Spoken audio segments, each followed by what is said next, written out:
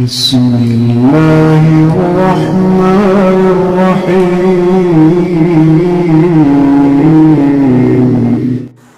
السلام علیکم ورحمۃ اللہ وبرکاتہ۔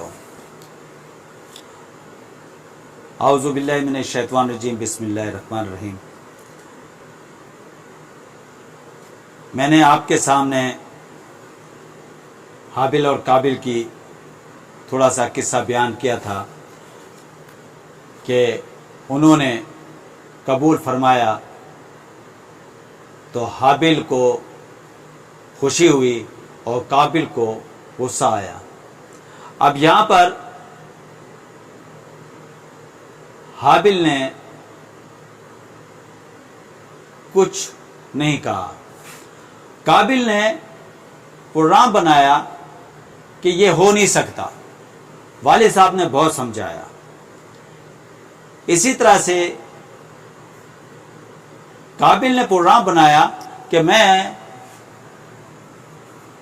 اس کو ختم کر دوں۔ وہ اتفاق کی بات ہے کہ وہ ایک جگہ پہ لیٹا ہوا تھا، اپنے جانور جیسے چراتے ہیں، وہ جگہ پہ لیٹا ہوا تھا۔ اس نے جا کے بہت بڑا پتھر اٹھا کے اس کے سر پہ دے مارا۔ جب سر پہ دے مارا تو وہ تو بیچارہ ختم ہو گیا۔ اب مار تو دیا، اب فوراً پریشان ہو گیا کہ میں کیا کروں، کبھی ادھر بھاگ رہا ہے کبھی ادھر بھاگ رہا ہے، پریشان ہو گیا کہ میں کیسے چھپاؤں، یہ تو ختم ہو گیا ہے۔ اللہ تعالیٰ نے پھر ایک کوے کو بھیجا۔ دو کوے آئے، آپس میں لڑتے لڑتے ایک کوا اس میں سے مر گیا۔ تو اس کوے نے اپنی چونچ سے مٹی کھودی اور کھود کے اس کوے کو چونچ سے گھسیٹ کے اور اس کے اوپر مٹی ڈال دی۔ اب جب اس نے دیکھا تو کہنے لگا مجھے اتنی بھی عقل نہیں ہے، اس کوے کو اتنی عقل دی اللہ نے۔ اور جانور کو اللہ تعالیٰ کتنی عقل دیتا ہے، یہاں سے اندازہ کر لیں آپ۔ ہم تو کہتے ہیں کہ کچھ بھی نہیں ہے، ایک گھوڑا ہے، راستے میں مالک راستہ بھٹک جاتا ہے تو اس کو بھی وہ منزل پہ پہنچا دیتا ہے۔ اگر وہ کہیں گر جائے، بے ہوش ہو جائے تو اس کی کوشش کرتا ہے کہ میں اس کو اٹھاؤں۔ اب وہ اس قسم کی کام کرتا ہے۔ اور چیونٹیوں کا قافلہ سب فوراً بل میں گھسنے لگے۔ تو پوچھا کیوں؟ کہ حضرت سلیمان علیہ السلام کا قافلہ آ رہا ہے۔ ان کو کیسے پتہ لگ جاتا ہے؟ یہ ہیں، بکری کو گوشت دو تو وہ نہیں کھاتی، گھاس دو تو کھاتی ہے۔ اسی طرح سے بلی کو گھاس دو نہیں کھاتی، یا شیر کو گھاس دو نہیں کھاتی، وہ گوشت کھاتا ہے۔ یہ سمجھ کس نے دی؟ اللہ نے دی ہے۔ تو انسان کو سمجھ نہیں آئی۔ بہرحال اس نے بھی یہی کام کیا، کھودا اور اس کے بعد اس کو دفنا دیا۔ دفنانے کے بعد اب اس نے اپنی بہن کو لیا اور چل پڑا۔ آدم علیہ السلام بڑا تلاش کیا،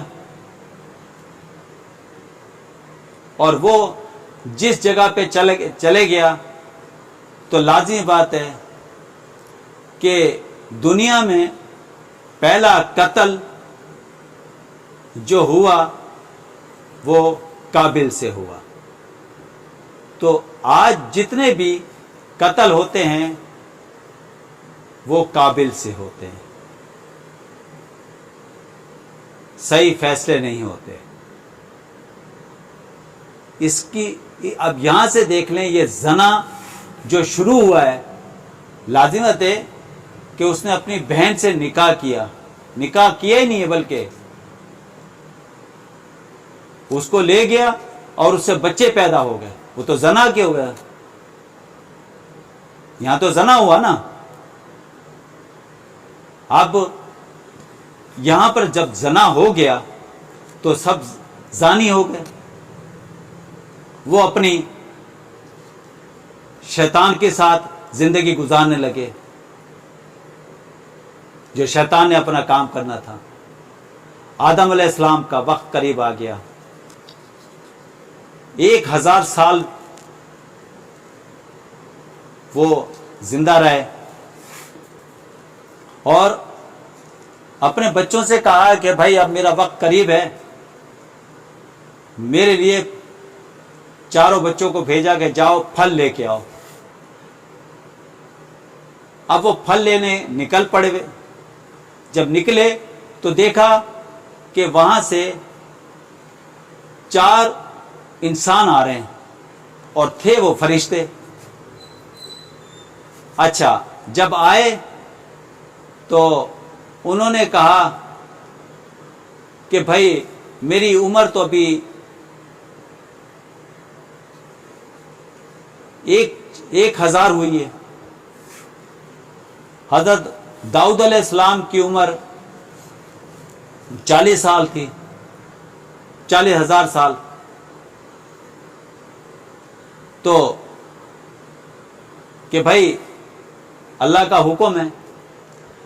اچھا، یہ جو ہے فرشتے آئے،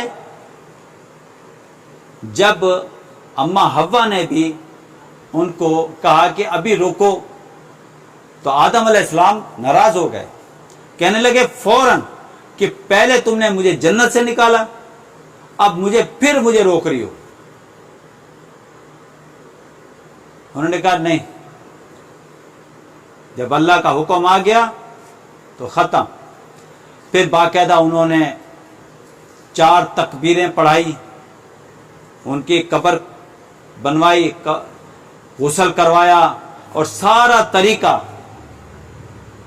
اللہ تعالیٰ نے ان فرشتوں کو بھیجا، ان کے اولاد کو بتایا کہ کس طرح سے غسل دیا جاتا ہے، کس طرح سے قبر بنائی جاتی ہے، کس طرح سے 4 تکبیریں پڑھی جاتی ہیں، یہ سب کچھ سکھا دیا۔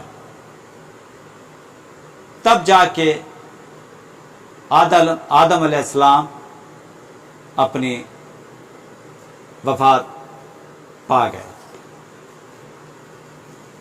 تو اس کے بعد کیا ہوا انشاءاللہ پھر ہم آپ کو مزید گفتگو کریں گے، مگر ایک بات جاتے جاتے کہیں گے کہ آج تک کوئی کہتا ہے کہ ہند میں ان کی قبر ہے اور 7 ہاتھ چوڑا اور 60 ہاتھ لمبے تھے۔ کسی نے کہا کہ جدہ میں ہیں، کسی نے کہا شام میں ہیں، مگر آج تک اس کا کوئی خلاصہ نہیں ہے، مگر صرف ایک چیز واضح ہے، میرے پیارے نبی صلی اللہ علیہ وسلم ان کی جو روزہ ہے وہ مدینہ منورہ میں، بس انشاءاللہ زندگی رہی تو پھر ملاقات کریں گے۔ جزاک اللہ۔